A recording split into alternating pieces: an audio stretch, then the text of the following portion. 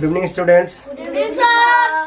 Sir. आज 26 नवंबर है और आज संविधान दिवस है।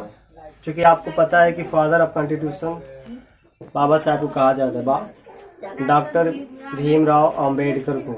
ठीक है, इनकी कुछ बायोग्राफी है वो सब बताएंगे और इनके बारे में हम कुछ डिटेल्स में बताएंगे ना। तो आज हम इंडियन कॉन्स्टिट्यूशन की बात करते हैं कि गुड मॉर्निंग बोलने से सुबह की पहचान होती है और गुड इवनिंग बोलने से शाम की पहचान होती है। गुड मॉर्निंग बोलने से सुबह की पहचान होती है और गुड इवनिंग बोलने से शाम की पहचान होती है, और अस्सलाम वालेकुम बोलने से अल्लाह की पहचान होती है, और राम राम बोलने से शायद उनके भगवान को पहचान होती है। लेकिन मैं बोलता हूँ कि जय भीम बोलने से इंसान को इंसान की पहचान होती है। तो आज उसी भीम के बारे में कुछ बताया जाएगा, है ना। जब कॉन्स्टिट्यूशन राइट किया गया तो उसमें 300 से ज्यादा मेंबर्स थे, लेकिन सब लोग कभी कभी डिबेट होता है मुझसे, तो बोलते हैं कि संविधान को मिलकर केवल बाबा साहब को जो क्रेडिट देते हो। एक बीएन सिंह थे और तमाम तरह के लोग थे, जिसमें करीब 7 ड्रॉप कमेटी, जो एक ड्रॉप कमेटी बनाया था, कमेटी में 7 पीपल्स थे, जिसमें से बाबा साहब को ड्रॉप कमेटी के चेयरमैन बनाया गया था, यानी कि प्रारूप समिति का अध्यक्ष बनाया गया था ना। तो ये बहुत बड़ी कहानी है। चलो मैं आज शॉर्टली ब्रीफ करके बताऊंगा चीजों को और चीजों को अंडरस्टैंड करेंगे ना। संविधान के कितने भाग थे बेटा? 22 भाग थे। कितने भाग थे? 22 भाग थे। और अनुच्छेद, जिसको हम आर्टिकल बोलते हैं, आर्टिकल भी कहते हैं, ये तुम्हारा कितना था? 395 था और 8 अनुसूचियां थी। लेकिन अब कितनी हो गई है? 12। शुरुआत में जब बना था तो इतने ही था। ठीक है, आप देखिए संविधान का अनुच्छेद किया था सम और विधान। सम माने क्या होता है? बराबर, और विधान माने क्या होता है? अधिकार। क्या होता है बेटा? अधिकार। अधिकार, यानी सबको समानता का अधिकार कौन देता है? बाबा साहब। संविधान देता है। संविधान क्वालिटी ऑफ सोसाइटी, जो हमारे आजकल की जो महिलाएं हैं और तो उनको बाबा साहब को करीब ज्यादा ही अप्रिशिएट करना चाहिए, ज्यादा ही मानना चाहिए। क्यों? क्योंकि जो आज बाबा साहब नहीं होते तो हिंदू कोड बिल नहीं बनता और महिलाओं की सम्मान अधिकार नहीं मिलते। और हमें भी जो फंडामेंटल राइट्स मिला है, मौलिक अधिकार मिला है, सब संविधान से मिला है। किससे मिला है? संविधान से। संविधान में जो फंडामेंटल राइट्स मिला, कहाँ से मिला है? संविधान से मिला है।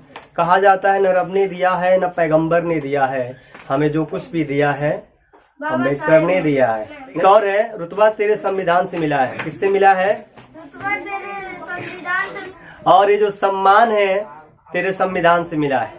औरों को मिला होगा, औरों को जो मिला होगा वो मुकद्दर से मिला होगा, औरों को जो मिला होगा वो मुकद्दर से मिला होगा, हमें तो मुकद्दर भी तेरे संविधान से मिला है ना। देखिए संविधान का अधिकार हो गया। और ये होता है, समय कितना लगा था बेटा? 2 वर्ष 11 माह 18 दिन। इतने दिन संविधान लिखने में समय लगा था। कितने? 2 वर्ष 11 माह 18 दिन, है ना। और 26 नवंबर 1949 को संविधान को बाबा साहब ने लिख करके लागू किया। नहीं दे दिएगा, अपनाया गया था। ठीक है, कब? 26 नवंबर 1949 को ये जो संविधान बनकर तैयार हो गया। ठीक है, कितने अच्छा लिख दें? नवंबर कितने? 26 नवंबर 1949 को अपनाए थे। क्या किए थे? 26 जनवरी को अपना लिए थे हम सर जी। हाँ, अपना लिए थे।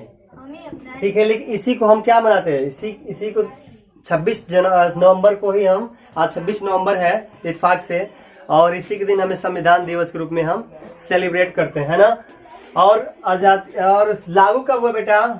26 जनवरी 1950। भारत सबसे बड़ा लोकतंत्र है, और इतने बड़े लोकतंत्र को चलाने के लिए क्या तुम्हारे पास कोई संविधान है? तो उस समय तो बड़े बड़े भूपति थे, लेकिन किसी ने संविधान लिखने की नहीं, मतलब कोई संविधान नहीं लिखा, केवल एक बाबा साहब के अलावा। ठीक है, लेकिन किसी के पास इतना सेंस नहीं था कि संविधान को लिख पाए। ठीक है, और ये देखिए, ये भारत का संविधान है। क्या है बेटा? सबके पास ये देखो, भारत का संविधान है, इंडियन कॉन्स्टिट्यूशन, या हर समस्याओं का निदान है। अगर आप घर में कोई चोरी हो जाती है तो कहाँ जाते हो? मंदिर या चर्च? मस्जिद नहीं जाते हो ना, कहाँ जाते हो? पुलिस के पास। अच्छा, पुलिस के पास जाते हैं। तो पुलिस सीआरपीसी और आईपीसी या जो भी अधिकार किससे मिला है? संविधान से। और इसको लिखा कौन है? डॉक्टर भीमराव अम्बेडकर। तो मेन जड़ कौन है? ये डॉक्टर भीमराव अम्बेडकर। ठीक है, जाता है। हेलो, किसी ने मैं एक ओशो की बुक पढ़ रहा था, तो उसमें लिखा था कि संविधान वो मकड़ी की जाल है जिसमें छोटे मोटे जीव तो फंस जाते हैं, लेकिन बड़े जीव क्या होते हैं? इजीली तरीके से निकल जाते हैं। लेकिन मैं कहता हूँ कि कड़कड़ में भगवान नहीं, अगर कड़कड़ में संविधान को भर दिया जाए तो शायद इंडिया को एक पत्ता नहीं ले। यहाँ लिखा गया बेटा कि संविधान चाहे कितना भी अच्छा हो, यदि उसको लागू करने वाले अच्छी नहीं हो तो संविधान निश्चय ही बुरा हो साबित होगा। और यदि संविधान कितना भी बुरा हो, क्यों ना हो, यदि उसे लागू करने वाले लोग अच्छे हो तो अच्छा ही साबित होगा। डॉक्टर भीमराव अम्बेडकर। ठीक है, समझ में आया? बहुत लोग कहते हैं कि संविधान में बहुत लोग सारे, ठीक है मैं मानता हूँ, यहाँ पहले ही पृष्ठ पे दिया गया है कि बहुत सारे लोग संविधान थे। देख लीजिए, पहला ही है। ठीक है, यहाँ बहुत संघ उसका राज्य क्षेत्र, लेकिन कहने का मतलब कि सब लोग क्या हुए, बारी बारी से किसी को बुखार लग गया, किसी को कुछ भी हो गया, कोई वहां से क्या कर दिया, यू टर्न ले लिया, तमाम तरह की चीजें आई। अब बाबा साहेब बचे थे और बाबा साहेब ने इसको बीड़ा उठाया और फाइनली विश्व का सबसे बड़ा अगर कोई संविधान है तो वो है भारत का संविधान। ठीक है, देख लो बेटा, ये संविधान है, यही सबको क्या करता है, सबको अधिकार देता है। अगर आप घर में कोई भी इशू आता है तो यही आपके दिनों रात काम करता है। भागीता चलता है ना कुरान से चलता है, ये हिंदुस्तान सिर्फ और सिर्फ संविधान से चलता है। अप्रैल इनका जन्म 14 अप्रैल का हुआ था। हाँ, 14 अप्रैल 1891 में जन्म महू में हुआ था। क्या हुआ था? महू छावनी, महू महाराष्ट्र हुआ था। ठीक है, और क्या हुआ था जब महू में महाराष्ट्र में हुआ था, है ना? और डेट का हुआ था 6 दिसंबर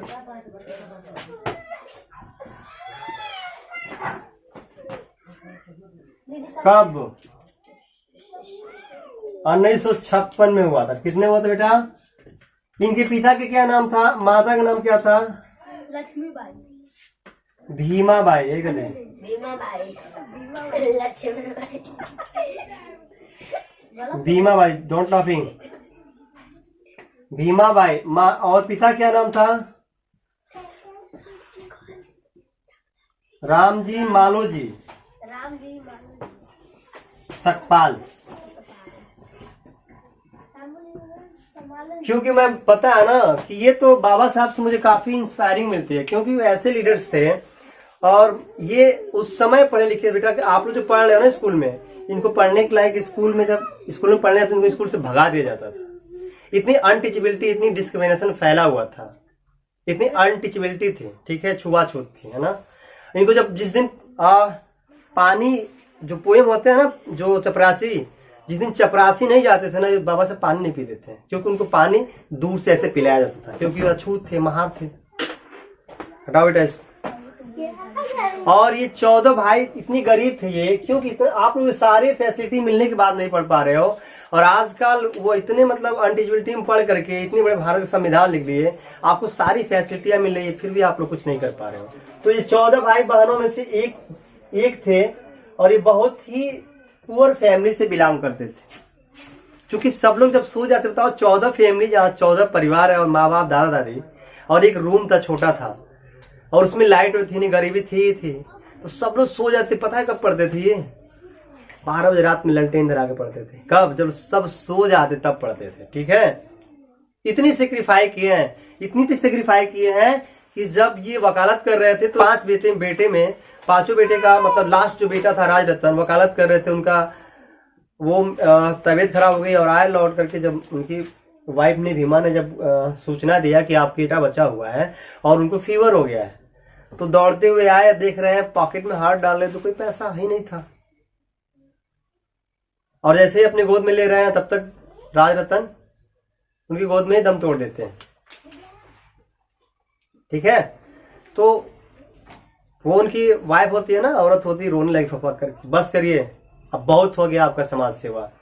आप कहते थे ना कि ये मेरा बेटा पूरी दुनिया पे राज करेगा, क्या यही राज कर रहा है? क्या यही राज कर रहा है जो आज इसकी पार्टी की सारी जमीन पे पड़ा हुआ है? फपक के रोने लगी, बस करिए आपके समाज से, मुझे नहीं चाहिए।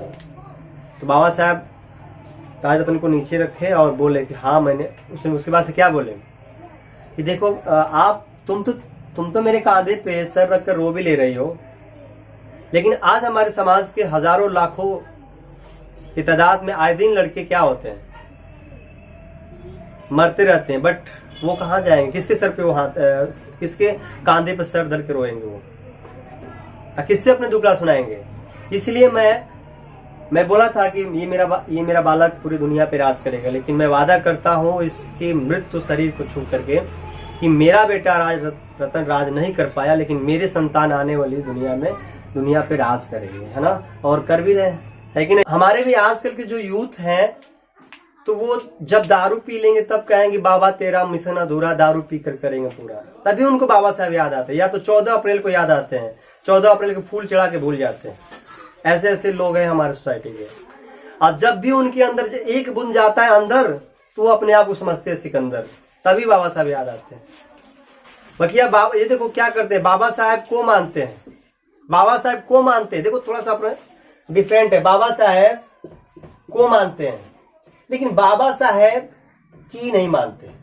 अगर जिस दिन बाबा साहब की मानना स्टार्ट कर दिए, उस समय भारत का दशा और दिशा दोनों सुधर जाएगा।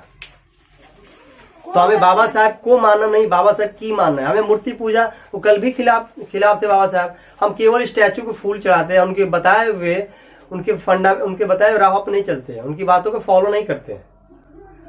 यही मीन मेट है हमारे सोसाइटी का, इसलिए हमारे सोसाइटी आज बैक में जा रही है ना, जिंदगी में कुछ। चलो एक बार समाप्त करते हैं। आज इंडिया है कॉन्स्टिट्यूशन की जो कुछ मुख्य बातें हमने बताया।